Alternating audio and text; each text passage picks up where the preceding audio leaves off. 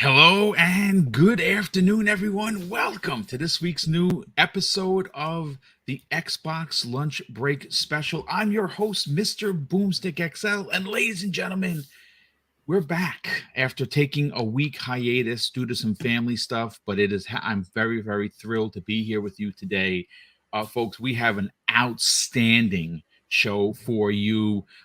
Crazy Lou Gaming is here. He had to step away because he had to reset his stuff, but he'll be back momentarily.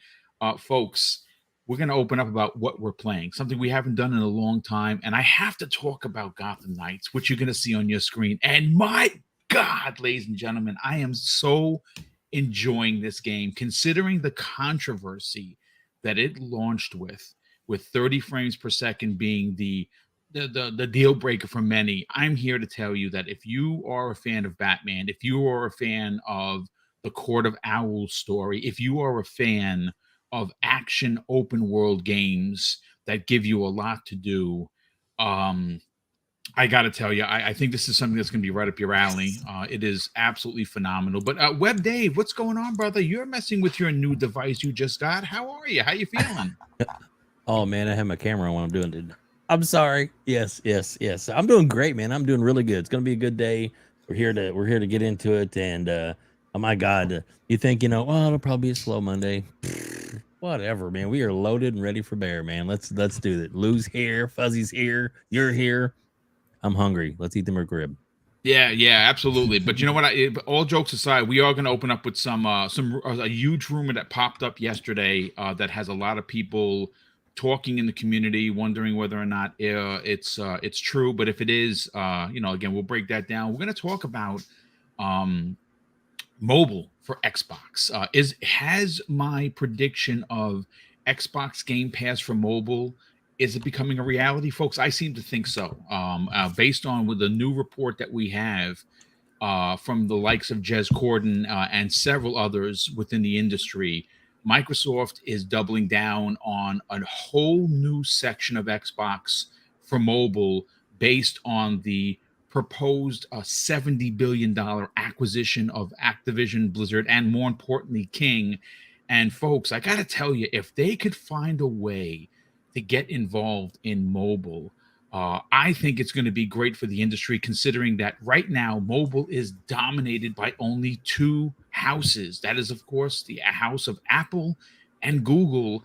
And if Microsoft can get in there and use what they've learned from Xbox Game Pass and drop, I don't know, a new service in the form of Xbox Game Pass for mobile for something like $4.99 a month, not only are they going to make bank, but they are going to be a player. And with that kind of money coming in on a monthly basis, folks, you know what that means? That means more studios. That means more acquisitions. That means more games for you in Xbox Game Pass. And at the end of the day, we are all wieners, so to speak. But Fuzzy Belvedere, how are you, brother? Welcome back.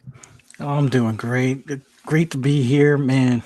Just so much stuff going on in the gaming space as far as rumors, what Sony's doing, stuff that we know that Xbox is doing and working on. So ready to talk about it. And man, there's so many great games. I know you're up there playing Gotham Knights and everything. Modern Warfare. If you haven't I've played about 3 or 4 hours of it. It's phenomenal, dude. Yes.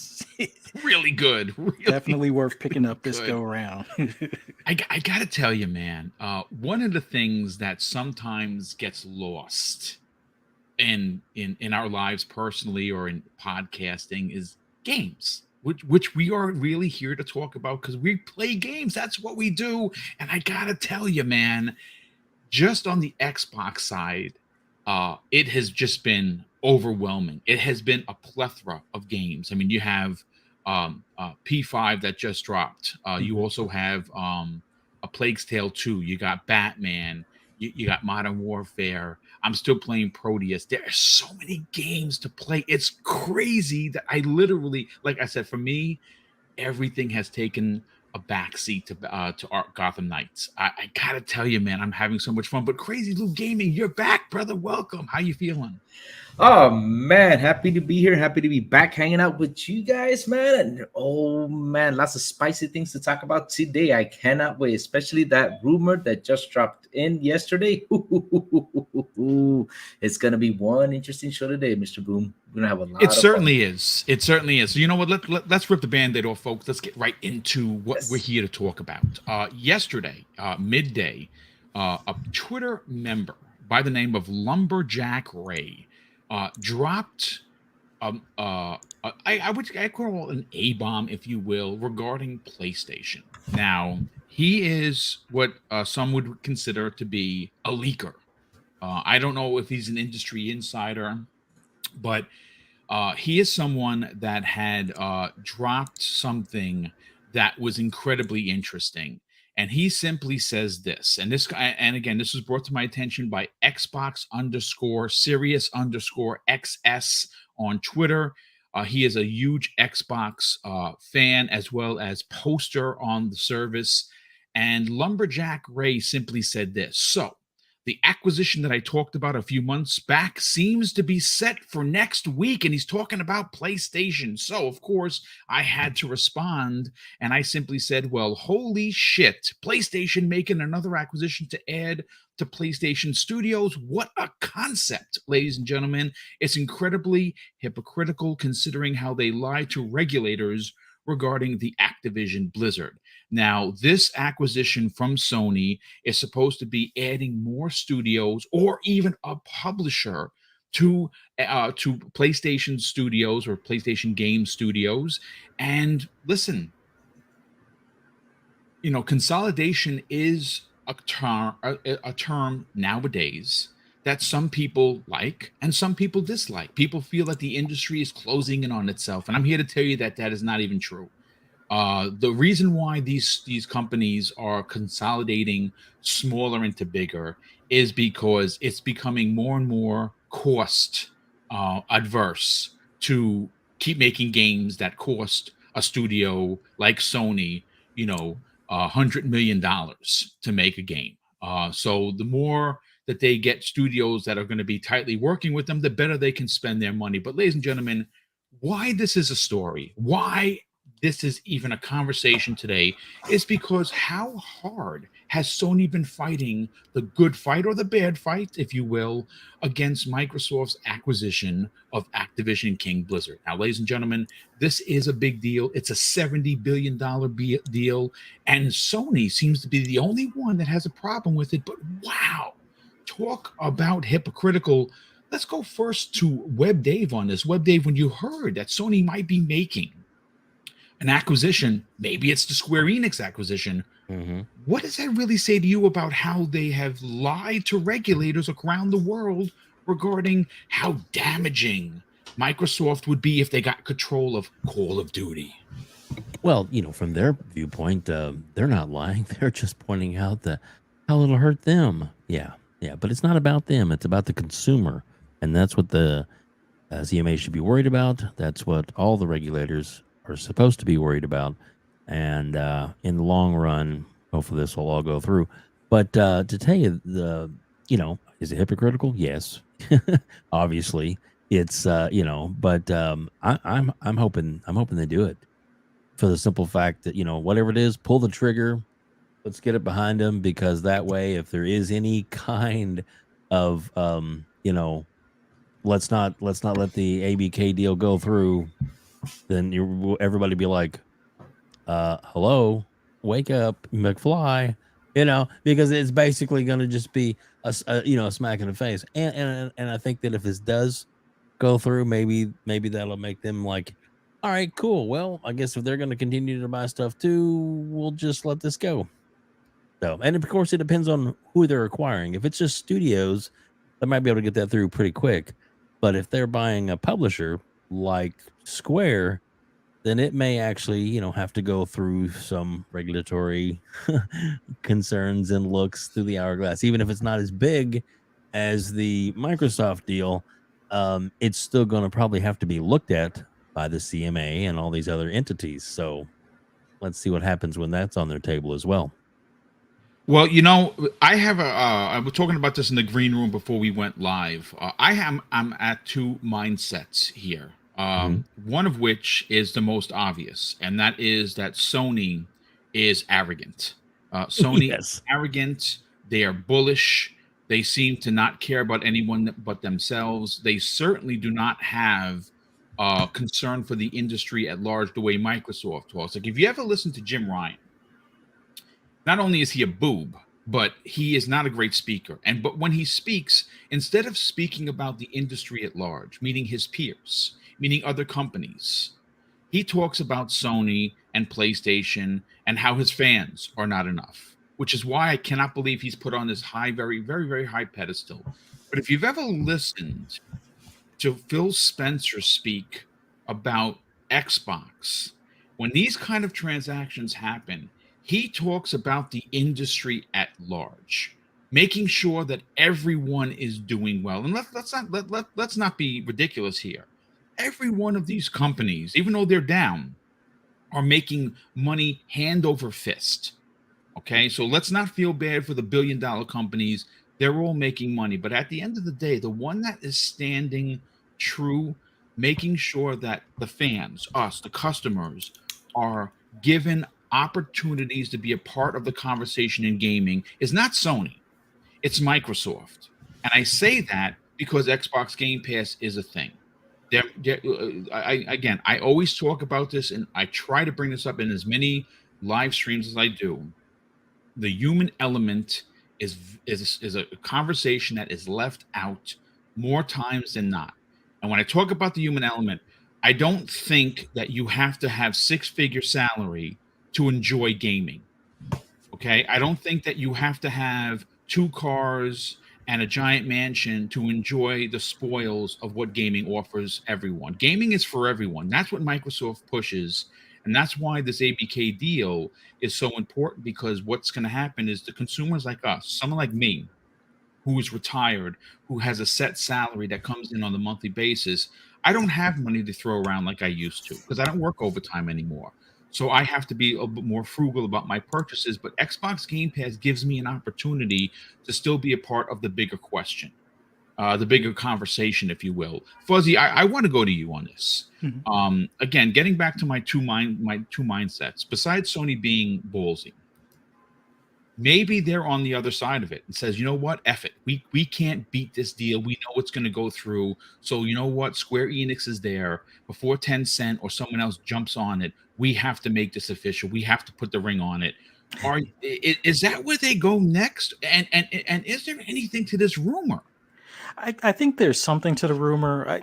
We know that Sony's been working as well in the background, trying to acquire some studios, not on as grand of a scale in comparison to Microsoft, where it's a whole publisher. But I think Square is on the radar, and to be honest, I wouldn't be surprised if CD Projekt Red isn't on the radar as well. But it's almost like they're doing magic tricks, a sleight of hand. It's like, oh, we're weak over here. Pay attention to us and make sure that this deal doesn't go through. All the while they're picking your pocket. Well, they're not really picking your pocket, but they're doing the stuff that they're warning that Microsoft is going to do on the back end of things. Trying to make sure that in their eyes, it's a matter of when this ABK deal goes through. It's not a matter of if anymore. They want to make sure that they at least have something, not necessarily to be a direct counter, but something to at least keep the lights. Well, I won't say keep the lights on either, because they're not in jeopardy of going bankrupt. But they're down. They're down almost Yes. 50%. So they're like 46% down all year over year if you compare to 2022 to 2021. That is a monster drop off. Oh yeah. I think their stock is currently sitting at, if I'm not mistaken, like $66 a share, something like that. Yeah, it's not their great. share price is around the same price as Activision. Exactly. I mean, they're worth more than Activision, but share price, I mean, I think it's one of those things where they don't want to be a target of Amazon or Apple. Like I had talked about this before, where I honestly think some of these bigger companies might be looking at Sony as a target for acquisition. But I think the big thing now is they want to make sure that they acquire the studios that they need or that they feel that they need for their subscription service, and to kind of weather the storm of, the flood of games that are going to be coming through first party for Game Pass and things. So they want to make sure they at least have, they may not have as many games in development at this current moment, but they at least kind of space them out and make sure that they have a well-rounded catalog overall, and not just their normal over the shoulder third person story driven narrative perspective type stuff. I think they want to go above that and above games as a service. So them acquiring Square, I think it's on the to-do list if it's not already a thing.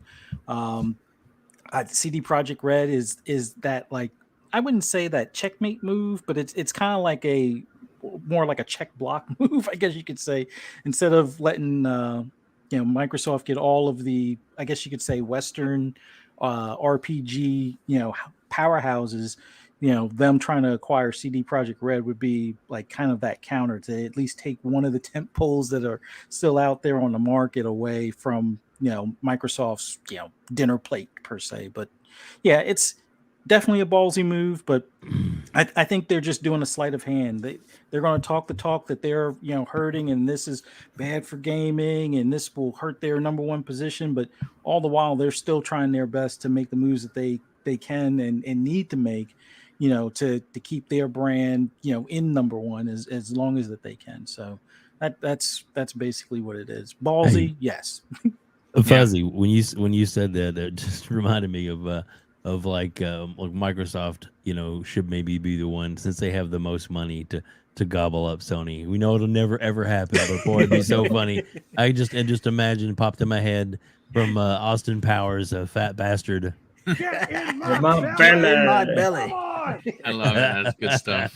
Oh man, it would be awesome. Yeah. Well, it's an interesting conversation. And again, folks, this is a rumor. Now, I want to kind of just get a few things straight here. This is a rumor. No one is actually reporting on this. I'm just learning of Lumberjack Ray. Yeah, it's definitely speculation town. And again, there were a few people that came up against this rumor where they called him a BSer. Again, I can't agree or disagree, because I'm just finding out about this, industry leaker for the first time since this was put out there. But he did respond specifically to someone that reached that did suggest that he doesn't get these things right. And this is what he had to say, which I thought was interesting, crazy. He says, "Yeah, you're right. 2 to 3 years ago, I never got anything right. Thankfully now, with 2 state of plays, 2 acquisitions, and 5 game announcements within the last 12 months. I got my track record to shoot straight up. I definitely cut those that were wrong out of the picture." Now, if he is to be believed, and again, folks, I am not saying that he's not or he is. This is a rumor. I thought it was worthy of a conversation, because if right now acquisitions is all the rage, if in fact, Crazy Lou, he got 2 state of plays correct, 2 acquisitions correct, and 5 game announcements correct, I gotta be honest with you, in a 12-month span, that's pretty good. My question to you is what he's saying believable? Is Sony that arrogant that they're going to go out even after scrutinizing this deal, Jim Ryan flying here, there, and everywhere, to try and put the kibosh? And whether it's actually stop the deal or slow it up so Sony can react to what happens after 2024. Because I got to be honest with you, folks, if I'm Microsoft right now, seeing how nasty Sony has treated us, the relationship between Microsoft and PlayStation is broken, and I don't think it ever gets fixed. And I'm going to be honest. Jim Ryan spat in the face of Phil Spencer publicly when he said the deal was inadequate. I personally, if this deal goes through with no concessions, and a lot of people think that is what's going to happen, especially in phase 2, I personally do not offer that deal after 2024. I let the deal ride out, and after that, it's Microsoft's property. I don't even offer the deal to Jim Ryan, because what is he going to do? Is Jimmy Boy going to tuck his tail between his legs and come back and say, "Hi, sir, can I have some more?" No, he's probably not even going to mention it. And if I was Microsoft, I wouldn't even offer that deal after the way that they have behaved and reacted. But let's get back to the conversation at hand, Crazy Lou. Is this story believable? Oh, it can't be believable. Why not? Because I mean, Sony has been purchasing a lot of studios while everything has been going on. I mean, when was it? This year they purchased how much? Like 5 or 6 of them, probably in total. Well, in the last 18 months, they've acquired 8 in total. Oh, okay. I was close then. 8 studios in total. That's a lot.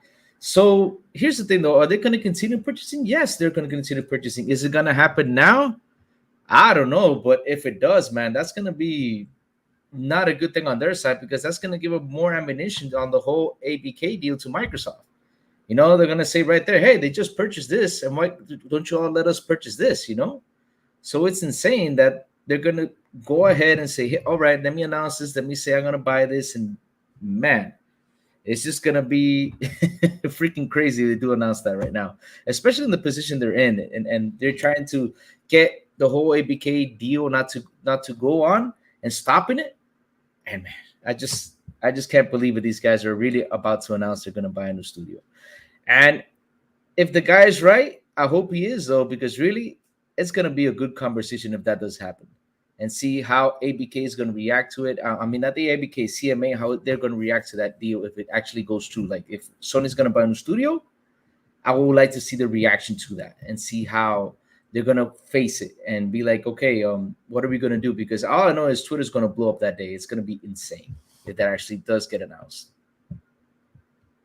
Yeah, I agree. I for me personally, I almost hope that this is a reality, simply because what this does is it should remove all concerns for the CMA, seeing that Sony, the market leader, which by the way has extended past 2 decades, they have been the console market leader since the PlayStation 1 release. Think about that just for a second. That's 20 plus years in first place, regardless of what Nintendo or Sega or anyone had did since the PlayStation 1. And that's market dominance. That's a brand that you can rely on that's going to release. Now, granted, I think that the way that they treat customers by doing all this extra stuff, you know, $10 upgrade fees, cross-play tax, being more expensive for Game Pass and all these other things, including raising the price $50 in a recession, proves that they're not afraid that the consumer is going to walk away. And that is bully-like tactics. That is why they are the way they are, because they have been in first place for so long. And if they do something ballsy, like go out and buy a new publisher or even another studio, regardless of the size of the studio, they're still acquiring entities to add to their dominance. And I think that if that does happen, I would imagine that the CMA is going to be pigeon-toed, so to speak. I think everyone will be at this point to be like, well, listen, how could you stop Microsoft, who's in third place right now? We'll still be in third place, but Sony is buying, and everyone is like, okay. I mean, think about this for a second, and no one really talked about this. How quickly did the $3.9 billion acquisition of Bungie go through? Like, it almost went through like you were tying the laces of your gym shoes. That's how quick it went. And I understand that almost 4 billion versus 70 billion is a much, much larger purchase. There's no doubt about it. But the fact of the matter is that it's still the number one competitor doing pretty much whatever they want, unbothered by anybody. And that is, again, that's the problem. But listen, let's get into one of the other topics. Now, before we do, I have to catch up on some of the super chats. There's been quite a few of them. I want to thank Web Day for throwing all of the them in there. And Drawn TJ, generous friend of the program, dropped several. The first one of $2. He says, good morning, guys. Good morning to you, Drawn TJ. We also have a $20 bomb from Drawn TJ. He says, if I'm Microsoft, if the deal falls through, money hat GTA into Game Pass day one for 6 months and go buy out the Sony contract for Call of Duty and make it Game Pass day one for 6 months. They may have to be petty. Yeah, the problem with that, Drawn TJ, is that this deal has so much significance for Microsoft as a company that this can't fall through. Right, this literally can't fall through. I hear a clicking. If you're gonna be on the computer, just mute it if you don't mind. Thank you guys, I appreciate it. But we have another one in from Gamer by Choice, drops a very generous $5 super chat, and he's also been a member for 2 years. Thank you so much for that. He says the ABK deal shows how many internet certified lawyers and financial analysts we have. I love the show, and thank you for putting out great content. Well, dude, thank you so much for the compliment. Thank you for the generosity. And last but no way least, Drawn TJ drops. Oh, we have another one. We have Drawn TJ drops an additional $5 super chat and says, "I'll be laughing if Nintendo or Tencent buy them." You know, it's interesting because I originally thought that if Sony was up for sale, if their stock plummeted anymore, and there was blood in the water, the sharks are going to come. Here's the problem with Amazon and Apple. Because they already have streaming services, Apple has Apple Music, Apple, Video, same as Sony. I don't think that they would be allowed to buy them because it would really corner the market. Same thing with Amazon. It would have to be an entity, I hate to say this, like a Tencent or even someone like a Nintendo. I mean, could you imagine if Nintendo actually bought Sony? That would be ridiculous. I don't think they would, but I'm just saying it would be ridiculous. I don't know who would be up for. I mean, does Disney try to get them and then sell off, their music and video? I don't know. It's all I know is that for me being petty, the reason why I hope Sony gets bought out isn't because of the Microsoft or Xbox or Nintendo. It's because if they do, they automatically lose the Spider-Man license. If you don't know, the contract is that if they're purchased, the contract of ownership, that IP goes back to its original owner, which would be Marvel, which is owned by Disney. So if that ever happened, if Sony ever got sold, they would lose the rights for Spider-Man. It would revert right back to Marvel. And at that point, Disney would have now everyone in Marvel, which would be awesome. And they wouldn't have to be, held down by the Sony contract that I think has a lot to do with why Spider-Man will never be on an Xbox. But again, that's a story for another day. Jacob Novik drops a very generous $5 super chat and says, "Hi. He who shared that rumor is also said if there are plans to buy more studios and want to buy 5 more EU publishers, so Sony's plans are clear." Oh no, Sony is. Listen, let's not be coy here. Sony wants to be the market leader from now to the end of time. That's a fact, folks. They do not want to be in second place. They certainly don't want to be in third place. And they don't want to be out of the conversation because at some point, Microsoft is going to be known as the publisher for Call of Duty. And they don't want that. Sony does not want that. I understand why they don't want that. But the reality is that they have held it long enough. And now the sleeping bear is awake. But listen, let's get over to one of the other topics, and this one's a good one, folks. Thanks to Clobriel, who I think everyone knows, he put out a tweet the other day that I was so excited for because I don't know about you. I know that me personally, I'm very excited for Starfield. Starfield's coming next year. We don't especially know when next year. Is it in the first 3 months? Is it in the first 6 months? Are they going to hold it back and potentially, save it for a holiday? I hope not. But let me get to the tweet. I have it in front of me right now. Now, Clobriel, listen, he doesn't like to consider himself as a quote-unquote gaming insider. But he always seems to have the information. Now, who is Clobriel? I honestly don't know. But I can tell you that whenever he puts out a tweet, like E.F. Hutton, I listen. And this is what he said the other day regarding Starfield. And these are the newest Starfield details, and it's very exciting, especially if you are a Bethesda stan like I am for their RPGs. Here's what's coming to the game. Your ship runs on fuel, determines how far you can travel. Apparently, there is 250,000 lines of original dialogue. By far the most depth when it comes to quest in any Bethesda game ever made. That's really saying, that's how massive this game is. And he also says this: negative character traits that you get through these conversations can be removed by doing quests for these NPCs. And also, and this is a big one because I know that I'm a big fan of it, it's the return of the traditional dialogue system. I think this is amazing. This information comes, I believe, if I'm not mistaken, directly from Bethesda. And I'm going to start first with Crazy Lou Gaming here. Crazy Lou, this is not only one of the biggest exclusives being released in 2023, it might as well be the biggest Xbox exclusive releasing next year, simply because of the ramifications that this is the first new Bethesda IP in a decade.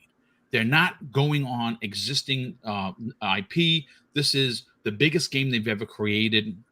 We know for a fact that God Howard, as he's known in many circles, this is his baby. This is what he's wanted to do for over a decade. Next year, Xbox gamers, and of course people that play on PC, are getting this game, and it's looking to be bigger and broader than we could have ever expected. What are your thoughts on the new details that come the way of Clobriel on Twitter? Oh man, that game, 250,000 dialogue. That's a lot of dialogue just to begin with that. And not only that, they also talk about the ship, that it can run out on fuel, doesn't it? I think that's what I heard. Yeah, it can run out of fuel, and then you're shit out of luck. So that's the question. Reload your save, I think. So the question is, are we gonna get out the ship and push it or something? I don't know. I mean, when I heard that, I was like, man, that is insane. And the gravitational pull and a bunch of stuff. And not only that, also, if you're not happy with your character, you can actually switch in the middle of the game, right? You can switch some stuff about the character.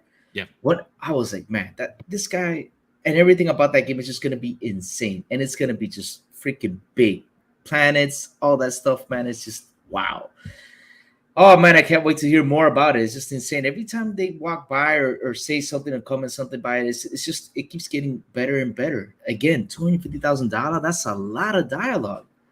Wow, this is going to be just an incredible game. Really, it's going to be incredible. You know what's scary about this game, Crazy Lou, is that it's a life stealer. Yeah, you know, like right now. And we're going to get into it before we get into the what the mobile is going to do for Xbox, and more importantly, what it's going to do for Xbox gamers. After this topic, I do want to still talk about what we're playing, because I think that, you know, it's a conversation that we don't normally have, and I think that there's so many games that are out right now.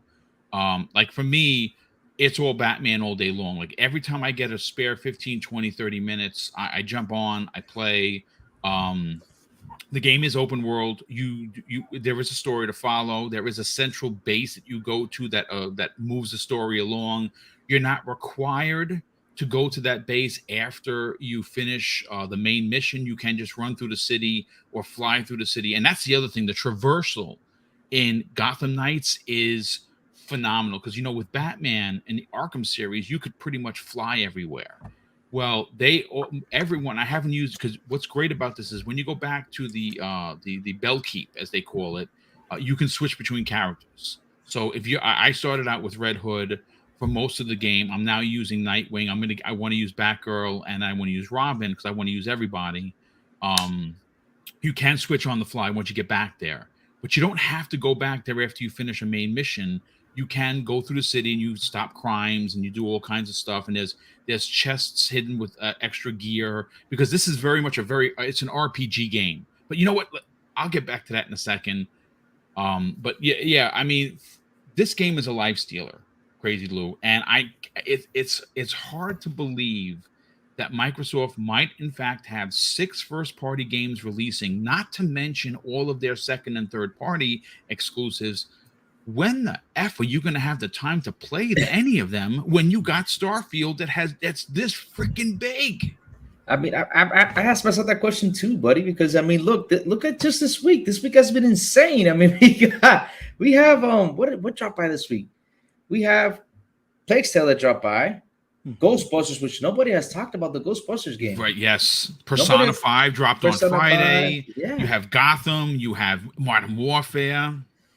Oh man, Ridiculous. it's ridiculous. All these games just dropped by. I mean, can you imagine next year is gonna be? And not only that, but that game, I don't know how many hours is gonna be because I don't know how long the story is gonna be. But if you include side missions and everything, it's probably gonna be like 150-hour, close to 200-hour story. I think it's big. I mean, I remember playing Skyrim and I put over 100 hours into Skyrim. You know, I put over 100 hours into Fallout 3. Probably about half that in Fallout 4. I didn't like Fallout 4 as much as I did 3, and I put as many hours into 3 as I did into Fallout New Vegas. So their RPGs are big, and if you are a fan of those RPGs, you're going to have a lot to do. And considering that you are flying around the universe, you're not stuck on one planet. I can imagine how big these things, and they're randomly made in the world, which is great. You're gonna have the ability to find things, and I think that what's really cool about this, and I'm gonna go next to Fuzzy Belvedere. Fuzzy, you know, when you look at a game that is important to Bethesda, it is to Microsoft, it is to Xbox, it is to gamers. One of the things that I find very interesting is that the worlds, the planets that you're going to be going to are procedurally generated. And I think why that is important to this conversation is because your experience is going to be dramatically different from mine. And this is one of those games, those water cooler moments where you're hanging around the office and you're like, dude, I just found X weapon on X planet, and I'm going to be like, wait, what? Where the hell was that? I didn't find that, but I found this, and it's going to be comparing notes. What is your excitement learning how big this game actually is?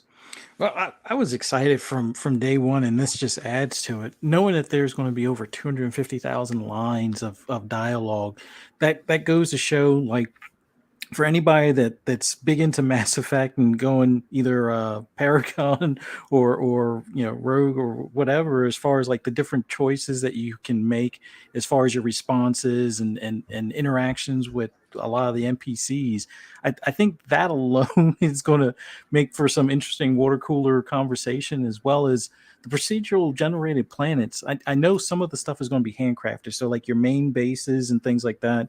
As far as the main company that I forget the name of was it Constellation that's going to be the main company that you're kind of employed for or under initially, and then you can eventually become like a space pirate if you want. But just the fact that they're going to have so many different, there's the potential to have so many different outcomes. I'm curious to see how different the story goes for those that go straight pirate, or those that are going to try to, you know, wipe out the pirates, or be basically the space police in those regions, and see if that affects how the procedurally generated planets are populated, and what creatures are there, what factions or enemy types will be there, and what actual loot that you'll be able to, you know, acquire through those things. So yeah, I can't wait for this game. Just I not that I'm disappointed that it didn't come out this November, but yeah, I'm anxiously waiting for this, as well as, you know, Forza Motorsport. But this is probably going to be I would say 150 to 200, you know, playtime hour game at a minimum, because I'm not just going to do just the main story quest. It's going to be the side missions, and I'm going to see how far I can push things. As far as like some of the side missions is like, I don't know if we should report that we found this. Let's see if we can keep some of this loot for my character or for my crew or something along those lines, and see if that changes some of the outcomes. But yeah, it's that game just has so much potential, and I can't wait to dive in. Although it's definitely going to take away some Forza time, but I think it'll definitely be well worth it. I can't wait. Yeah, you know what? That makes two of us. And in regards to Forza, well, that's releasing next year as well. And what you have going on with that is that's also going to be one of those big games. And from what we understand, there's actually a campaign involved. Yeah. With Forza Motorsport. I don't think it has a number, so I guess it's just a reboot of the series, so to speak. I'm looking forward to that. It is like I said, right now I'm having a real difficult time staying focused, and it just so happens that Gotham really grabbed me because I was a big fan of the Arkham series, Mhm. and even Arkham Origins by this team that no one really cared for. I thought was in some aspects even better than some of Rocksteady's games. I Yeah. really enjoyed it. I'm really enjoying this. I know that there's the controversy behind 30 frames. I have people yelling at me on social media. What a surprise. How Oh, no. effing dare you, Boom, that you like this game? I need 60 or it's garbage. Well, good on you that you're going to miss out on this. What can I tell you? I'm loving it. Exactly. Games are meant to be enjoyed, Yeah, Yeah, they are. regardless of exactly. frame rate. I mean, if Fuzzy, you're what are going you to let that talking prevent about? you from having fun, Oh, dear then Lord. so be it. I would say wait for those that are going to wait for a patch, but don't Wait for deprive Black Friday, yourself pay of 30 enjoying a bucks. game. Yeah, I mean, absolutely. especially us old school gamers that come back from the 8-bit era. I mean, we don't mind those FPSs, you know. Where your screen flickered when you were Back playing in my side day, scrolling. Yeah. it had 8 pixel characters, and we liked it. Yeah. I mean, and mind you, we still have, shout out to Thanaros. He says Sonic Frontiers is looking fire. Yeah, listen, listen. I'll say it live on the air. I've said it. Here it comes. I have a bet. I have currently a bet with Kay Asante, and I'm looking up where his knees are going to go. Right next to my Microsoft stock. It's right there. So I got a little shelf that says Kay Asante's knees. I have called for that Sonic Frontiers is going to sell 2 times as much as God of War Ragnarok. And that is a fact. That is an absolute fact. You know why? Because Sony guys and gals don't buy the game. They talk about it. They make pictures of it. They do artwork of it, but they don't buy the game. They wait for it to go into their PlayStation Plus like a lot of us do for Xbox Game Pass. It's going to sell well. The game looks, I'm buying it. Mhm. I can't wait to play it, but you'll be lucky if that game sells 4 million copies. And Hey, I'm not Boom. being facetious. Boom, Yes, sir. Kasante's in the chat. He is in the chat. Kay Asante, how are you, brother? Make sure those knees are shaven. I don't like hairy knees. I just want to say that right now. Shave, wax those Look knees, at man. this. Please. He said 30 frames, man.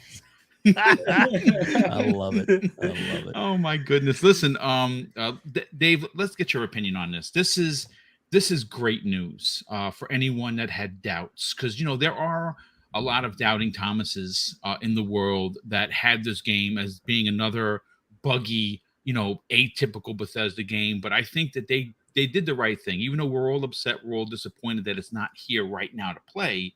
It's fine. I'm willing to wait the extra 6 months, because where would we have time to play with anyway, right? Like, where would we actually have time to play?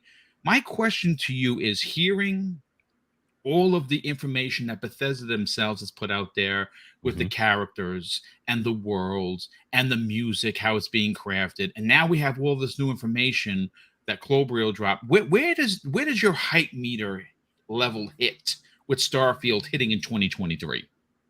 Oh man, it's right up there with the Kasantes. Oh no, it's up there. Love you, Kasante. Glad you're in the chat. Wish you were here with us. But I tell you, it is. Oh man, I'm through the roof. I mean, it's this is gonna be a landmark game. You can already feel it. The way they talk about it, man, they are so hyped, and it's infectious, because it's like, oh dude, I can hardly wait.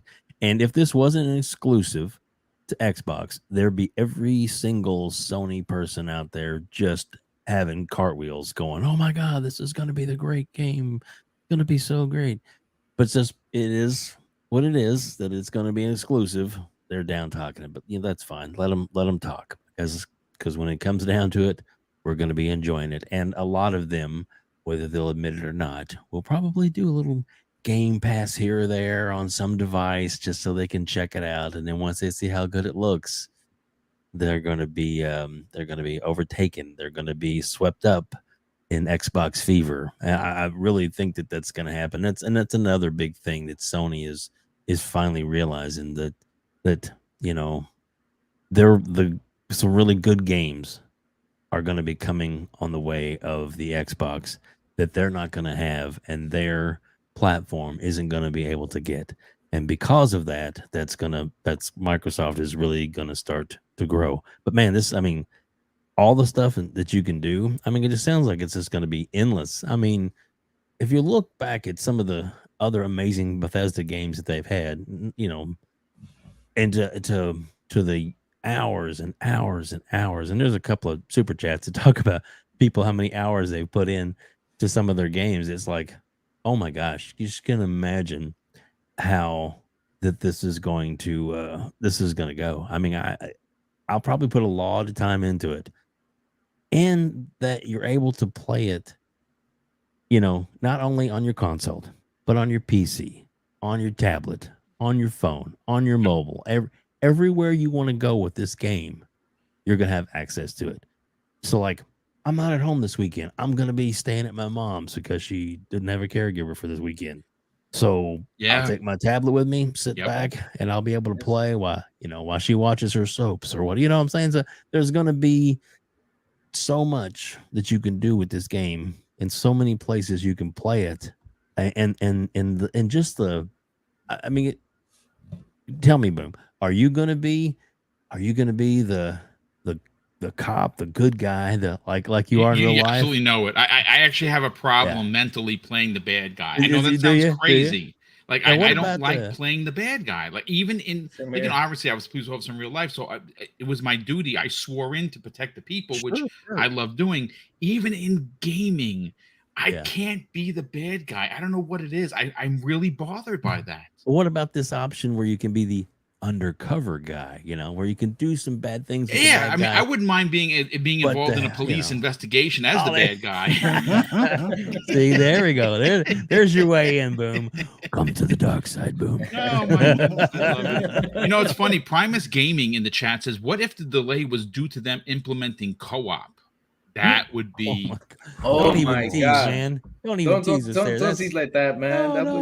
I'd be every day. I'd be like, okay, Boom, let's go. Come on. You know what I want to do though. Before we move on to the last big topic of the show, right? We still have just a little under 400 people here. First of all, if you are new and you're finding the channel for the first time, please consider subscribing. We are on the hunt for 12K. I don't know if we hit it this year, but we're getting closer. Each and every week, we're almost at 11.4. So we're about 660 away from hitting 12K. It would be awesome to do that by end of year. But listen, please consider subscribing. Of course, hit the like button while you're here, guys. I want to run us through this again because someone actually had made something in here. Night Neural says maybe co-op mod down the line once modders get their hands on Starfield, but it didn't work too well in the Skyrim mod. Now, here's the thing. One of the things that is incredibly amazing about Bethesda is how they welcome in the mod community. And you could almost imagine what that mod community, some of the most talented developers that aren't currently working for any of the bigs, get their hands on this. Crazy Lou, what are you expecting that the mods are going to do for Starfield when it releases next year? You just mentioned modders, man. I just started scratching my head. I was like, oh my God, I don't know how much crazy stuff is going to go on Starfield because, I mean, look at Skyrim. They are still putting things up in Skyrim. That is insane. Can you imagine grabbing Starfield and just putting stuff in it? Oh man, that's gonna be freaky. I mean, if it's already big, it's gonna get a lot more bigger than what it is. I mean, wow, Skyrim got big because of all the modders and all the stuff they put into that game. And not only that, also it grabbed Todd Howard's to grab them and work for them too. They say, hey, come on board, buddy, come work with us. Because some of the ideas they came out were pretty awesome for Skyrim and made also user-friendly stuff for users to hop on and enjoy more of the game with some stuff. So I can't imagine what they will do on Starfield. I mean, wow, it's going to be insane. Crazy Lou, let's go for a ride in my modded Millennium Falcon. You know that's going to be in there, right? You know that's going to be in there. I can't imagine. Yes. Or my Enterprise.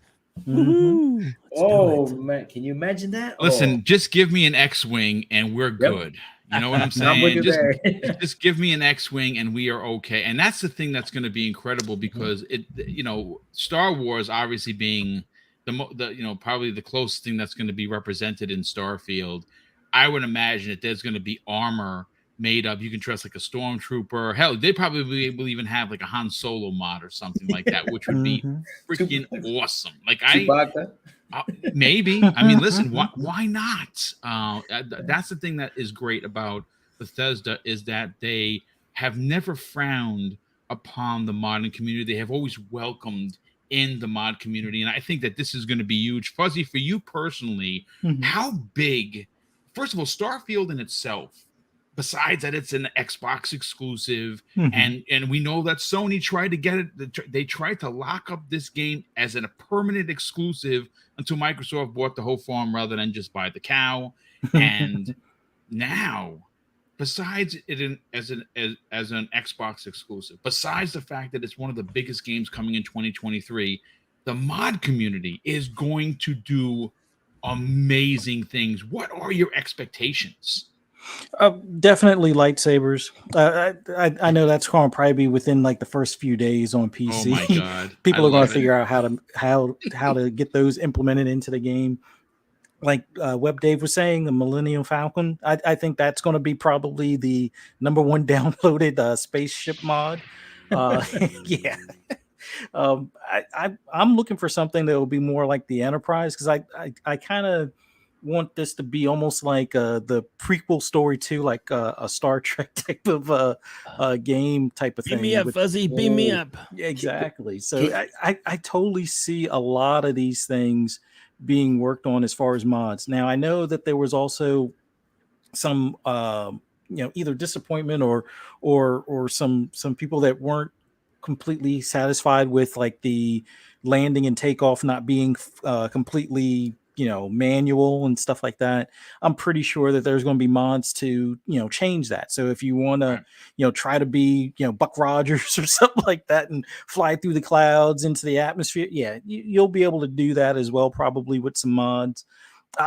I'm just waiting to see if somebody can really push the envelope and make something like Transformers or something like that, or have like a planet where it's a robot or a planet eating planet like Unicron or something like that. So we'll see how that stuff goes. But yeah, the game by itself, I think, is going to be, a tremendous amount of depth as far as things to do, but modders are going to find a way to even extend the life of that game. And that's kind of why Skyrim, 25 years later is still going as strong as it is now. So I can totally see Starfield being in that same realm, 20, 25 years down the road, where now they're like, oh yeah, we now have like electric flying cars in real life, and we had those in the game for like 20 years now. So yeah, I can't wait to see what the modding community gets a hold of or puts into this game. And they're going to make all the different planets from various sci-fi movies and things like Oh. that. Somebody will pick a planet and basically recreate Cybertron or recreate Eldor, or I forget I- the I got oh, I'm I sorry, go got ahead. I got one in my head. LV426 for the Alien movie. Oh my man. God, Oh my yes. god. Yes. Oh. Yeah, so it's the sky's the limit. And yeah, somebody definitely needs to create the Death Star in this game too. So I like I said, for me personally, I think that the mod community is going to do some amazing things. I am going to be downloading now. I shout out to David Jack in the chat. He said, and I don't have it in front of me, something to the effect that for PC players, mods are going to be great. For maybe not so much for console. Bethesda would have to approve them, and you're absolutely correct in saying so. But here's the thing: one thing that we know for a fact about Bethesda is they have a subset of community modders that are approved by Bethesda on all the work that they do. And the way it would work is I would imagine that they would, make a Millennium Falcon or make an X-Wing or make an LV-426 and send it over. And I would, again, they're dedicated modders that have been working with Bethesda for years. Probably have a direct line of communication. So if they did design something, it wouldn't be a month's progress to get it done. It would be they would just reach out to their contact through Bethesda, and that's how it would get done. So yes, the PC mods are much easier to use per se versus the console. But again, they have a subset of console modders that they trust, and I would imagine that the process would be streamlined specifically because we're leading up to this. And don't be surprised that a lot of these modders that have been working Bethesda for years are already working on stuff for the launch of this game. That wouldn't surprise me in the least. But listen, I do want to move on, folks, to the big topic of the show, and I think the ramifications of Xbox Game Pass for mobile and Xbox or Microsoft actually giving Google and Apple a challenge in the mobile aspect of gaming is good for business. It's good for the community. It's good for Xbox gamers because, folks, the truth of the matter is that we know mobile gaming makes bank loads of money. We know that Candy Crush made in the last quarter more than Call of Duty on console and PC combined. Think about that for a second. The little old game that you just have to do breaking candy made more money, and not by a couple of bucks, almost 3-1. Almost 3-1. And that's Call of Duty console and PC. So think about that for a second. That's why this deal from Microsoft is so much bigger than just Call of Duty, right? That Sony has made it about Call of Duty, but it's far more important for Blizzard and King than it is just for Activision. Now, Activision, for me as a fan of some of the studios that they have locked in the salt mines, that's looking at you, Asante, of Call of Duty, it's going to be great to finally see some of these studios kind of spread their wings. But before we get into that topic, I gotta catch up on the super chats because my God, there has been a lot of them.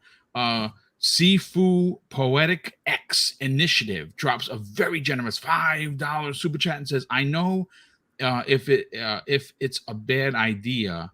I don't know if it's a bad idea, but what if Call of Duty was sold off and Microsoft retains the devs for ABK? Yeah, you know what? I don't think that's going to happen because Call of Duty is important. It's important for Microsoft. It's important for Game Pass. It's important for the industry.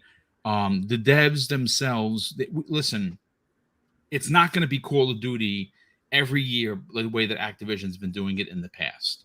The way that Call of Duty is going to be made, and I would imagine that it's going to be every 2 years. It could be every 3 years because these studios are currently working on games, unannounced games.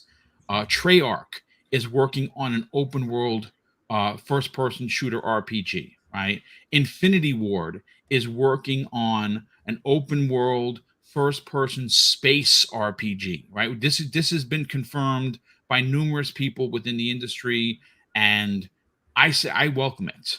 Like I said, I talk about this game constantly. Singularity is a game that deserves a sequel. It's a game that probably a lot of people, almost 400 people we have here in this chat right now, have never played. It's not backwards compatible, which is awful. I wish I would play through that game. That's how good it is again.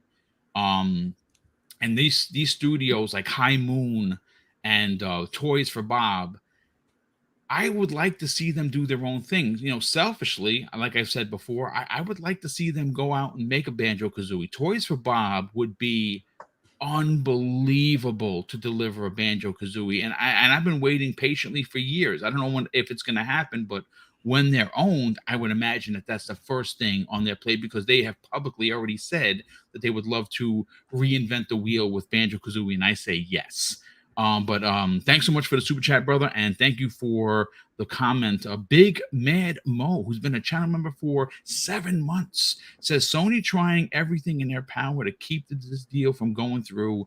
If I'm with you, Boom, in a petty individual, he's a petty individual.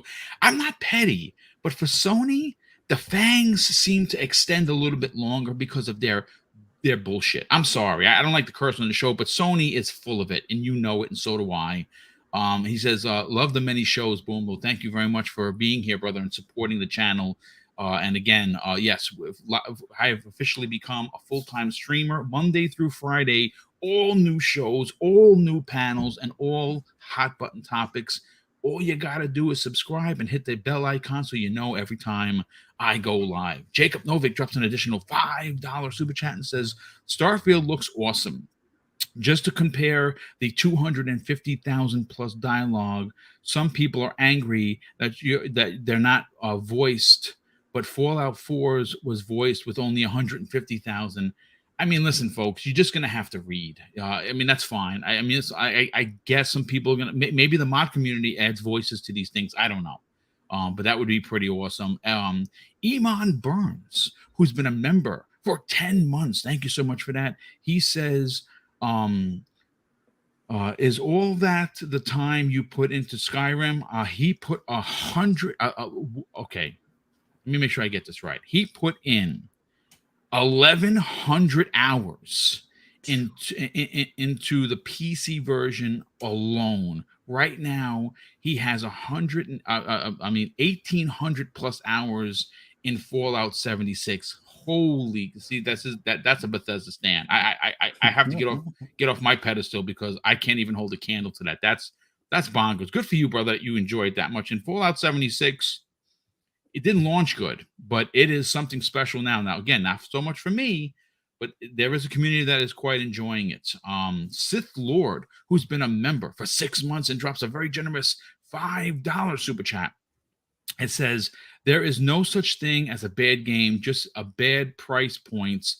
Peter Moore, Gotham looks good, but I'll wait for a sale. I have many games to play. And dude, absolutely, I hear you. I mean, listen, I bought the $90 edition. I'm not even going to front. I wanted all the DLC. I wanted all the outfits. I said, I'll spend the extra money. I'm a Batman stan. Wait for a sale. There's a lot of games to play. I agree. Drawn TJ drops an additional and very generous $20 super chat and says, everyone says Microsoft needs to space the release dates for first party. I disagree. Just dump them all first party. Never leaves Game Pass. Play when you have the time. No big deal. That's how they get more subscribers.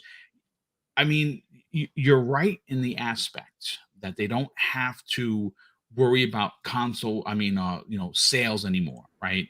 But to be strategic, they literally have so many games that they could wait every time. And this is what's going to be funny. As we know, Sony's marketing has taken a nosedive. They're not the same marketing team. They don't have the same marketing prowess. They're very, very petty and they're sloppy. That's the one thing I could say about Sony. They're very sloppy recently. Well, with that said, in the past, every time Microsoft was going to announce something big, Sony had something in the chamber to defuse it, to take the eyes off of whatever Microsoft was doing, to be the market dominant leader that they currently are. Microsoft has so many games in development, so many games all potentially ready to go that they don't have to race to drop everything in the Game Pass. Whenever Sony makes a step, you give them pow pow and you send them on their way. And how do you do that? You give them pow pow or the chancleta by throwing a game out there. Oh, we're releasing this game in the Game Pass. Here you go. And it deflates Sony. And they can do that. Will they? That is the question. We also have Drawn TJ drops an additional $2 super chat and says, Halo and Starfield. Yes, give me that Master Chief skin. Yes, please. And Jacob Novick drops an additional $2 super chat and says, Bethesda, do a Star Wars game after the next two games. Yeah, we're going to be talking about that on tomorrow's Xbox Factor podcast because Obsidian, makers of my favorite Fallout, had some things to say about a sequel to, of course, one of the premier Fallout games in Fallout New Vegas. We'll talk about that and a lot of big topics tomorrow, specifically if the Series S is holding back the industry. The answer is no, short answer, but the long answer is going to come the way of tomorrow's big topic. But listen, Fuzzy, let's start with you first on this. Now, Xbox Game Pass for mobile is something that I have been calling for quite some time. Now, whether or not it's going to come true, I honestly couldn't say. But I think that when you look at the deal, when you look at this $70 billion deal, the most least discussed in any forum, in any circle, on any interview has been the King aspect. Yeah. Now, King is the publisher and of Candy Crush, one of the biggest mobile games in the entire planet. It makes money. It literally prints money. It's unbelievable. Well, in a story that I pulled from videogameschronicles.com, written by Tom Ivan, the story headline goes as this: Xbox wants to build a mobile game store to compete with Google and Apple. Microsoft's planned Activision Blizzard acquisition is partly driven by their mobile ambitions. Now, listen. This is what the story says verbatim. The company discussed its plans in a regulatory filing last week, published by the UK's Competition and Markets Authority, which it's currently scrutinizing the planned merger, as we know. And what's interesting is what they had to say. The transaction will improve Microsoft's ability to create a next-generation game store, which operates across a range of devices, including mobile, as a result of the addition of Activision Blizzard's content. And this was spotted by The Verge.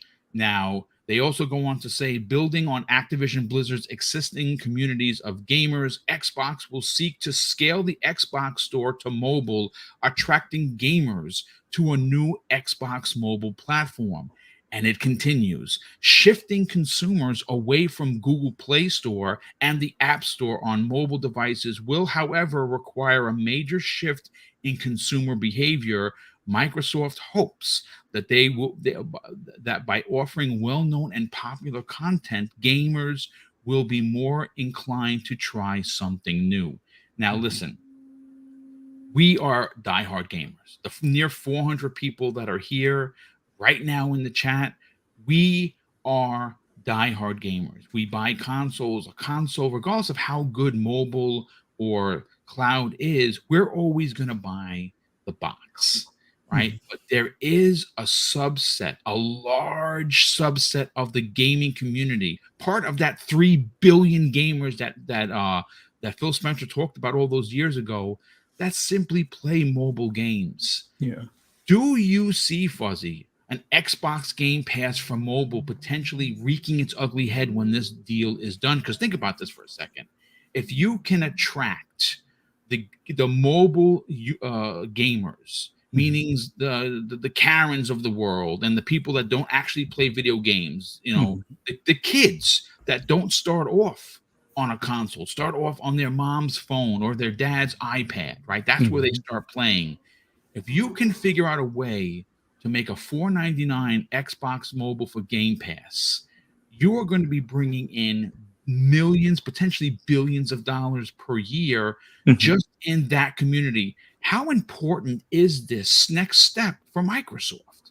Well, I think it's a very important step for them. I mean, not just the whole King aspect, but they already have some pretty big IPs that they can move over into the mobile aspect, which do well already. Like Minecraft is one of those that it already was doing well mobile, as far as with the Java edition on certain phones, as well as the ones that the edition that you can get either via iOS or Android. So this would be another feather in their cap overall in having it where you have the console space covered, you have the PC space covered. The one device that most people have that they don't have covered yet would be the cell phone or mobile phone. And I know they've tried in the past with at least releasing a phone, but if they can create a store that's attractive enough for, let's say, some Android type devices and have it where, much like a Samsung phone has its own store, maybe they have the Microsoft store or partner up in some sort of way down the road. I think that could be the next big step for them. And I guess the biggest thing now is they have some allies that don't necessarily like Apple or Google in companies like Epic when it comes to like Fortnite, because of that whole battle versus Apple versus Epic. that went, it didn't go in favor of either one of the parties. Like Apple kind of came out on top, but they do have to open up their store to some extent. It's just that they don't have to allow Fortnite back. So having Microsoft come up with a competing store, hopefully they make the Surface 2 Duo, I guess, a little bit more price competitive compared to the iPhone. Or maybe they partner up with other phone manufacturers or companies that will be able to create mobile devices like Logitech and Razer and a few others, where they can have that store as like a native app, and that will be the go-to for those devices, and have a lot of the same games and whatnot that you will find on iOS or that you'll find on Android, because Apple isn't really making their own games. Sure, they have some, exclusives as far as in the Apple Arcade, but for the big part of things, I would say Microsoft stands a better chance of being able to attract a lot of these companies that Apple hasn't locked into Apple Arcade or Google Play and stuff like that. So it's definitely worth them diving into this. And since they have already said that they want to have something to kind of compete with, the Google Play Store and iOS, I'm I'm curious to see how it lands as far as on if it means that they're getting back into the cell phone business, or if it winds up just being a partnership with like Samsung and a few other manufacturers. You get that as a standard store on top of the Android built-in store or the Google Play Store and stuff. So we'll see. It's definitely makes for an interesting thing, and considering a lot of titles that they currently have can go mobile as well. I mean, yeah, that it's the next best step for them to do, and definitely a big or very important step for them to make to get to those 3 billion plus gamers and stuff. Yeah, no, I absolutely agree. I think that when you look at the mobile market as it currently is, it's dominated by Apple, it's dominated by Google. Anyone that has attempted to come into the space gets decimated. We know that they have a lot of closed ways of doing business, and it's an old way of doing business for mobile. It's a business that makes a lot of money. Microsoft is going to come in potentially after this deal and shake up the industry. They're going to be a new player. They're going to have Candy Crush. They're going to have King. King is one of the biggest mobile publishers in gaming. They're not the biggest. They're shoulder and shoulder with a few. But when you look at what what was recently announced by even Activision, which they don't own yet, Warzone Mobile, I believe, is coming. And when that releases, I know Call of Duty. There's a mobile Call of Duty that's being developed. I'm not sure if it's Warzone or it's something else, but there is a Call of Duty mobile coming outside of what they already have. I'm pretty sure that it is Warzone. That's going to make a ridiculous amount of money. I mean, I personally wouldn't play Call of Duty mobile, to be honest with you. That's not for me, but I'm not the target audience here, folks. And when you look at, again, if you ever talk with Infinite Umber, who is obviously on the Xbox Factor podcast, he'll be there tomorrow. He says he's greedy. He always says that he's a greedy gamer. Like, he wants Microsoft to continue to buy things, to continue to add content to Xbox Game Pass. He wants it all. Mm-hmm. And I don't blame him. Microsoft is in a position where their cost versus how much they're making in regards to Xbox Game Pass. I mean, last year they made $2.9 billion. Now, I can't specifically say whether or not that is profit or that's just an abundance of money that they made. But when you consider that Game Pass brought in 2.9 billion with a B, and then you talk about adding mobile to this conversation, folks, it is going to be, money is going to be pouring in. And when that kind of money, Web Dave, is coming in, that opens up the door for more acquisitions. That opens up the door for more third-party deals, or more importantly, getting second party deals directly into Game Pass, because at that point, Microsoft will have the money to invest. Will be able to drop X amount of dollars on a game that normally would have gone to Sony because they money had it, everything. And that's the other thing I think is going to change. I think that once this deal is done and you start to see the market kind of shift a little bit, it's not going to be overnight. Microsoft isn't going to go to number one immediately. They're going to have to do some things, some proper industry moves to move Sony out of first place. Sony's in first place. I mean, I don't know if it's number 7 or number 8. Sony, PlayStation, Sony, not Sony proper. PlayStation is the 7th most recognized brand in the world. You know where Microsoft Xbox is? I think at 20 something, or maybe even further down the line. So they're going to have to do some things to get Sony, specifically PlayStation, out of first place. This is a good start. And when that happens, Web Dave, places like the money they're going to be making from mobile is going to allow for other investment into Xbox Game Pass. What for you personally, being a money guy, what is your personal breakdown on the importance of mobile for Xbox? Well, being a banker does have its advantages, but no. I mean, Candy Crush alone, it increased from last year of 1.19 billion to 2021, it increased up to 1.21 billion, and that was just from 2019 to 2020, and it continues to grow every year. So it's getting even bigger. It hasn't gone down in revenue since it's come out. So, I mean, you're talking over $1 billion just in Candy Crush alone in revenue is amazing. And that is going to be, Microsoft's.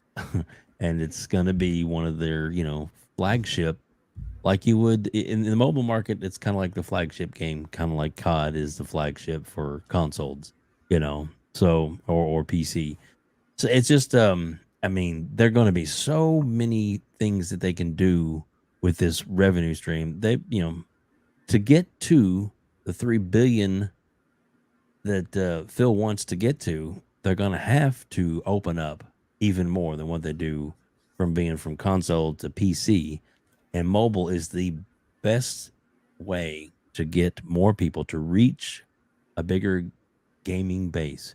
There are still people out there that, don't think mobile gaming, if it's not your bag, it's not your bag. But that doesn't mean it's not important. That doesn't mean it's not a moneymaker. And that doesn't mean that they're not, gamers just like you and me. Yeah, even if they don't, aren't as hardcore. So for them to do this, to get this app going, it's gonna be amazing.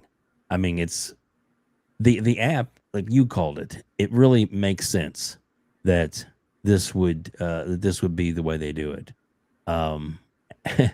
And for them to to not, if they didn't, they would be leaving money on the table, and if they want to get to the, I mean, everybody's like, the market leader is Sony, but Microsoft can be the market leader if they continue to go in the direction they're going in. And there's nothing wrong with Microsoft being the market leader.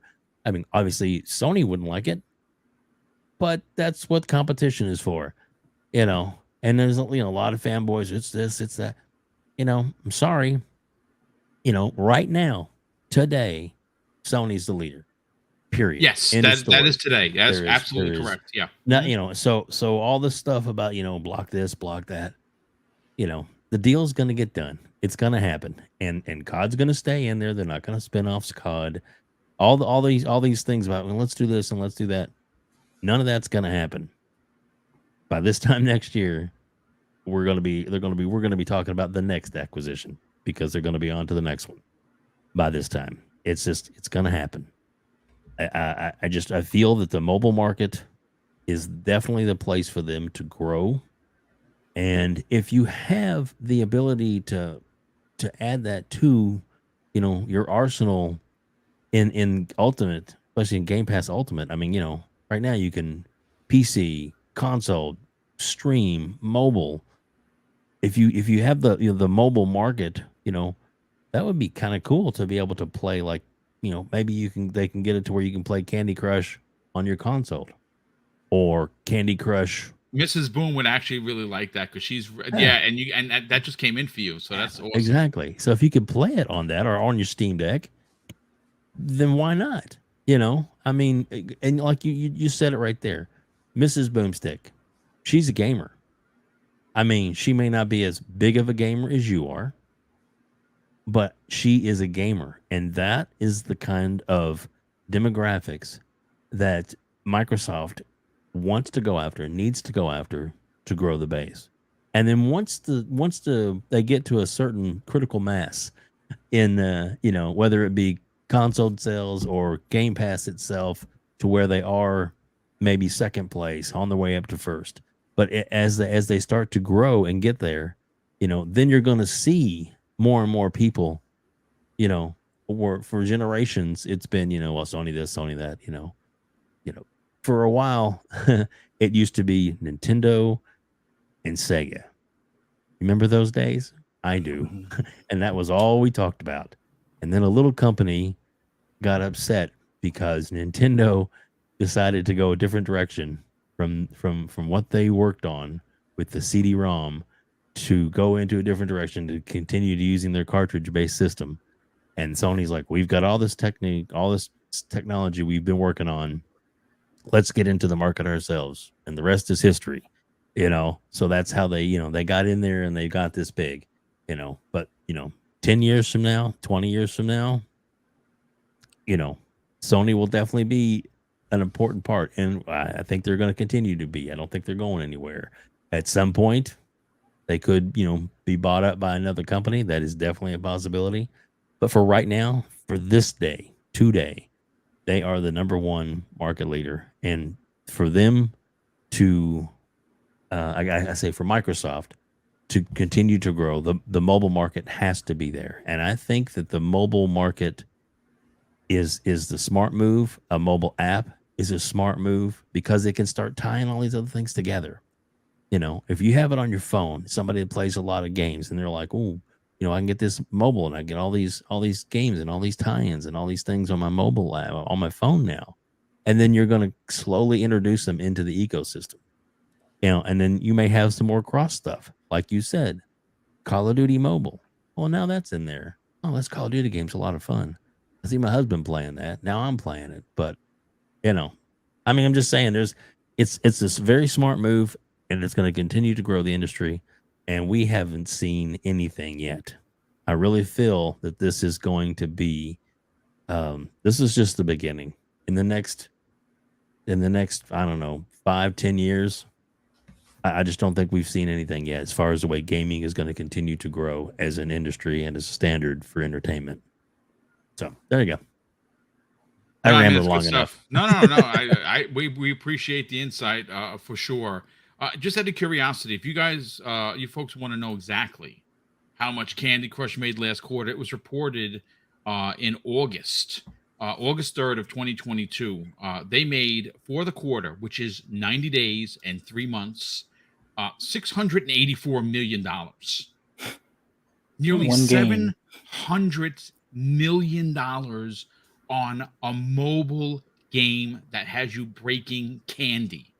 Just think about that for a second. So that's why this deal is incredibly important. But I want to read, before I get to Crazy Lou, I want to read what Phil Spencer had to say regarding mobile during a Bloomberg interview.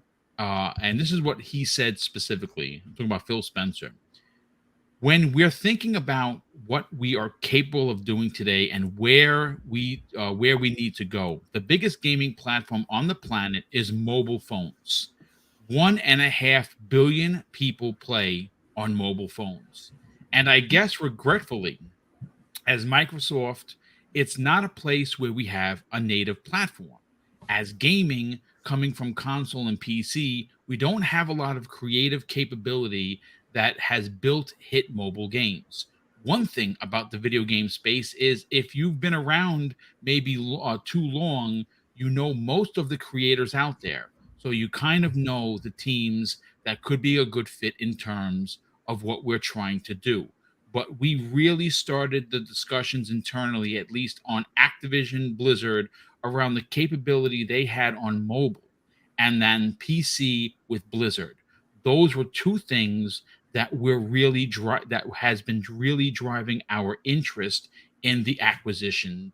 When you hear Phil Spencer, head of Microsoft Gaming now, since this announcement of ABK, it appears that they are looking well beyond the box, which is something that Sony currently really isn't. And this is the advantage. This is one of the moves that gets them into first place. What are your thoughts on the importance of mobile for Microsoft moving forward there, Crazy Lou? Man, this subject is really interesting. I mean, I sat down and read about this. Like, this is really, really cool because I mean, of course, the deal has to go through, and I just can't wait till it happens because, man, what this deal going through is what Dave mentioned earlier. He said, "Hey, you can play it anywhere you like to play your games. You can actually grab them and say, hey, let me play it on my mobile, let me play it on my tablet, let me play them on my Logitech thing." So yeah, you can play it anywhere, and this is something really important that Microsoft is actually doing this, and this is gonna happen. It has to happen because really, it's gonna be a lot more easier. For example, if you're gonna play Starfield, right, and you're like in this mission and you gotta go out, you're like, oh, let me just put it on myself and let me just continue the mission right here and just save right there and head back home, plug into your console again, and you'll be right at the spot where you want to be. So that's why this whole mobile thing is really important.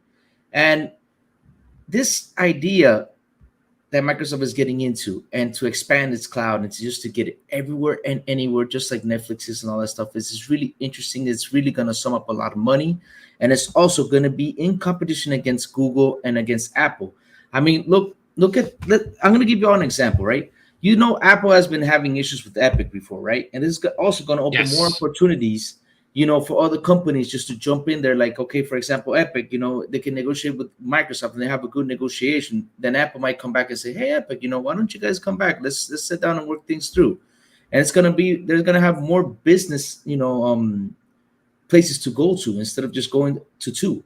So that's why competition is always good. It's always excellent because it opens more doors to more for companies like Epic and others that want to go mobile can knock into and make their games go anywhere. And so it's actually a good thing that this is going to happen. It's really interesting that Microsoft is actually pushing this and keeps on pushing this because we really need this right now in this world of gaming. Not only that, like I said, we're stuck in just consoles, right? That's not a good thing. I mean, look at, like I said, Netflix. Netflix is everywhere. Why not make an app just for us to grab it anywhere we want to? And also, I also have this this idea got into my head when we mentioned about the mobile thing. Do you guys think that Microsoft might bring back its mobile phone thing, its Windows Phone? A lot of people in the chat are talking about that. See, if you talk to Jez Corden and several Windows, the Windows Phone is supposedly well ahead of its time. It just came out in the market that was dominated by Apple, by Android. It's interesting. That's an interesting theory. If this deal goes through, and I think ultimately it will, and they do get this mobile store off the ground, Crazy Lou, you might be onto something. You might see the return of the Windows Phone, and there are a lot of people in this chat right now that absolutely loved their Windows Phone. Like I said, Jez Corden literally talks about it all the time. Yeah, and can you imagine that? Because people have been asking, why doesn't Microsoft make a handheld, right? This could be Microsoft's handheld. This Windows Phone could be its handheld that people are asking for. Can you guys imagine that? I'll put it to this way: if that does come to fruition, that's going to be something special. Again, this deal, even though it has been painted by Sony proper, as of course I'm talking about SIE, as being the deal that's only involving Call of Duty. It is much more than just Call of Duty, for an absolute fact. And the mobile aspect of it is going to be a monster moneymaker for Microsoft, and I cannot wait to see what they do. But ladies and gentlemen, I want to catch up on a few super chats that have come in, and then we're going to get everyone out of here. We'll do outros, and then before we do during the outros, we get at what you're playing right now. But Trey Bone 408 drops a very generous $5 super chat, and he's an OG like me because he says something that makes me smile. Rare needs to reboot Wizards and Warriors ASAP. Does anyone remember that game? That game was hard as balls for the NES, but I absolutely loved it. And he also says, can you imagine if Galactus or a Borg cube coming at you in space in Starfield? LOL, the mods will be crazy. Yeah, I can actually see that, and that would be kind of dope. Gamer by Choice, who's been a channel member for 2 years, drops an additional $5 super chat and says, Twitter says Microsoft is a monopoly and the ABK deal is illegal and it'll get blocked. If Twitter says it, then it must be true, right? Laughing my ass off. Yeah, it's far from a monopoly when you consider what they currently have, and it's just not. It's not. When the monopoly conversation could come into play in many markets that Sony has 80% of the market space, and no one has ever said anything. In the UK, they crush Microsoft. So the fact that the CMA and the EU have considered to be Sony the underdog is laughable at best. But let's go to Web Dave. Web Dave, you put out a new interview today with PTK Blam. Tell everyone where they can check that out, and more importantly, what has your attention? What are you playing right now? Oh well, Scorn is pretty much the Xbox game that I'm playing right now. Okay. Actually been playing some more PSO. Okay. I can't help it, man. I really like that whole game. I know. Fantasy Star Online, 20-year-old game, yada yada yada. I know I'm an old guy, but it's fun, and my son plays with me, so you can't beat that. It's a good time. But newer stuff. There's a lot of good stuff out that I want to play. I'm on actually vacation this week, so Nice. there's I've got a couple of days set aside to do nothing but just sit and veg in front of a game system all day after I get finished with the Halloween decorations. But yeah, man, we've got a great interview that came up today. PTK Blam is awesome. I've got 40 interviews now in the can, so it's awesome. Got set up for some other interviews. Going to be doing hopefully next week. We'll have 3-bit, which will be a good one. Nice. And I've got a few others that I'm working on to try and get those set up. But yeah, man, lots of great. Everybody on the panel has been interviewed. And the only thing I want to ask is that if you do get a chance to listen, get a chance to check them out, do me a huge favor and hit that subscribe button. Trying to get up to 1,000 subscribers. I've reached the 500 point, so I'm halfway there. And if you can, do it, bro, a favor, man. Appreciate it. Yeah, all of Dave's information is right there for you. All you got to do is double click it and hit subscribe. Super easy, super convenient. And let's again. The whole point of this community is helping one another, and I'd love to see him hit 1K right along with the Gaming Circle podcast led by Kay Asante, as well, of course, as Living Split Screen with Steel Rain and Pong Soul. We'd love to see them hit 1,000 as well. And all you got to do, folks, is go into the show when it goes up on video on demand. Go to the guests and panel members list. Simply click it. That link that brings you directly to their page, and all you got to do is hit the subscribe button. Super easy, and we do appreciate the community support. We do. Sure. We do appreciate all the people in the channel in the chat. But Dauntless Dragon X, you're gone, dude. Sorry, had enough of your crap. He has been absolutely a terror today. In the future, anyone that's a mod that sees that kind of shenanigans, we love opinions, and we love countering opinions. If you are a Sony guy or gal and you have a counter opinion that isn't toxic, we will talk about it. I've done that many times. Yep. What we will not stand for is BS nonsense, and I'm glad that you did that, Dave. So thank you so much for getting rid of a troublesome person. Taking out the trash, Boom. Yeah, indeed. Absolutely take out the trash. Fuzzy Belvedere. what you got going on. What are you playing right now? What has your interest? And more importantly, where can people subscribe to your incredible YouTube channel? And more importantly, reach out to you on social media. Well, as far as the games I'm playing, I kind of have gaming ADHD to some extent. I'll bounce around Like a lot from of us do. I'll bounce around from Gran Turismo 7, do a few 15-minute endurance races, then hop back on my Xbox, play some Forza Horizon 5, which I still have to finish this week's season. 100% of last week's season. I'm about Nice. 70% through this week's season. Took a little bit of a break from it for a while, and I have about 30 or 40 cars I have to catch up to have all the cars. So, but after that, I have Modern Warfare 2 since I pre-ordered it, started it. I'm only about, I want to say 3 or 4 hours in and loving it so far. It's just a matter of, because I'm bouncing around from game to game.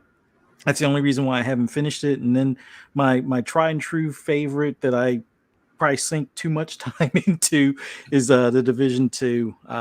They have the clothing or the apparel special this week. I think about 2 or 3 watch levels away from getting the last apparel piece for this week's deal. I already got the other 26 pieces, so been doing a lot of that. Playing actually, doing co-op with PTK Blam a lot on that one, and man, I know there's a bunch of other stuff that I've been playing. I still play Grand Theft Auto 5 on my PC because of the mods and stuff like that. But man, it's just so many games. I already got downloaded Scorn. I have to hop into that here soon. And then when it comes to Gotham Knights, I'm waiting on a sale, so I'm figuring between now and Black Friday or Cyber Monday, It'll be definitely $30 over the holiday for sure. Before the holiday for sure. There's no doubt about it. It'll be $30. Listen, let me just say this: while we have still 300 people here, if you are a fan of Arkham, you need to play this game. Now, is it a $70? Is it a $90 investment like I did? Is it a $60 investment? I can't speak for you. I can say that if you like Batman, if you like open world Batman games, if you like Arkham games, this is right for you. I'm loving it. I'm enjoying it so much that I have put everything aside because all I want to do is play this game. Go check it out. Obviously you see the video. This is 30 frames, folks. This it's in 1080p for the show.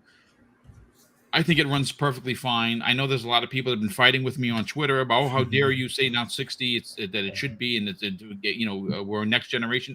All that is fine and good, but if you are, this game is telling a story. It has great mechanics. As you can see, I'm flying around Gotham, and I don't have a cape. The traversal is just perfect in my opinion. But give it a shot if you're interested, or like Fuzzy, wait for a sale because it's no doubt going to be $30 come Black Friday for sure, and then pick it up.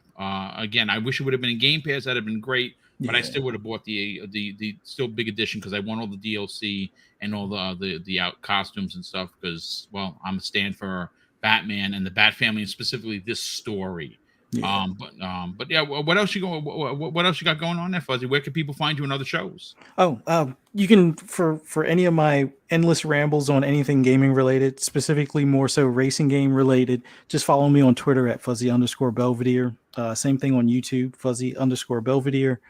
You can also find me later on tonight on FSP on Fun Speculations channel at 10 p.m. Eastern Standard Time.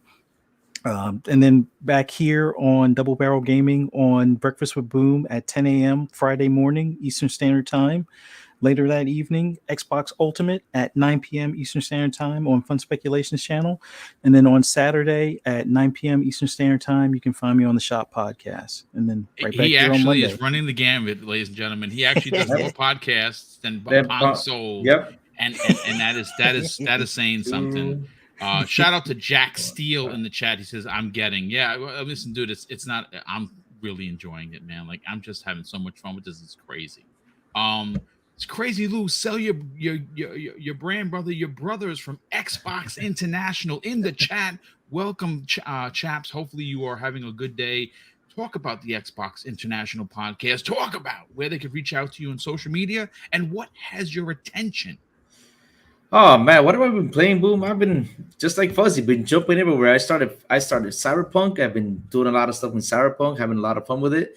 And then Scorn came out. I was like, let me jump into Scorn. Oh man, Scorn, the puzzle game is just insane. Just the detail, the graphics is just beautiful. Oh man, Scorn is just beautiful, beautiful, beautiful.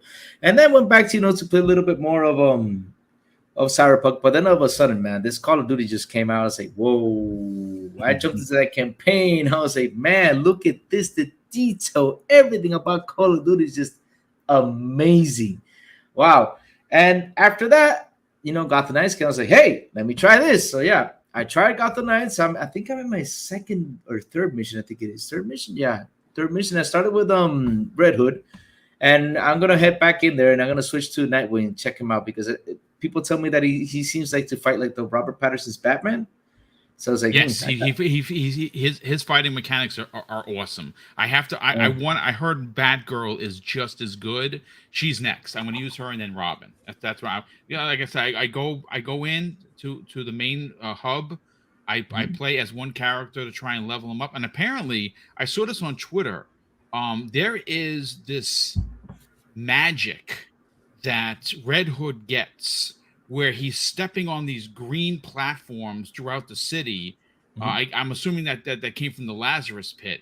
And I saw someone doing it. I'm like, holy shit, I didn't level up my character. I got to go back to Red Hood, but I'm enjoying Nightwing. It's so freaking good. That's all I can say. Oh man. And where can you guys find me? Super easy. You can find me at Twitter at Crazy Louis Gaming, where I say good morning and do all sorts of crazy stuff. And y'all can always find me here at 12 p.m. at the Xbox lunch break special here with you guys. And last but not least, you can also find me Wednesdays at 7 p.m. ET in Xbox International Podcast with my brother Simon Sanford and Soundblow, talking about what's going on around the gaming news. Yes, well, listen, thank you so much for being a part of this show. A big shout out to the near 400 people that were here today. Hopefully you enjoyed it. If you did, share this on social media. Consider subscribing. And of course, before we get on out of here, hit that like button. And of course, I'm still waiting for the new intro and outro. Dinero Panero is working on it as we speak. Hopefully by next week, we will have the new intro or outro. But I do want to say a big thank you to the, again, almost 400 people that were here. Thank you for supporting this new show. And of course, I'm going to close out the show with something that's important to me. Hopefully one day it'll be important to you. And that's something that my dad taught us when we were kids. And he would say, Craig, treat others how you want to be treated. And also it doesn't cost anything to be nice. You live by those rules, son. I can guarantee you're going to have an awesome day. So take care, everyone. We'll see you next week on the newest episode of the Xbox Lunch Break Special.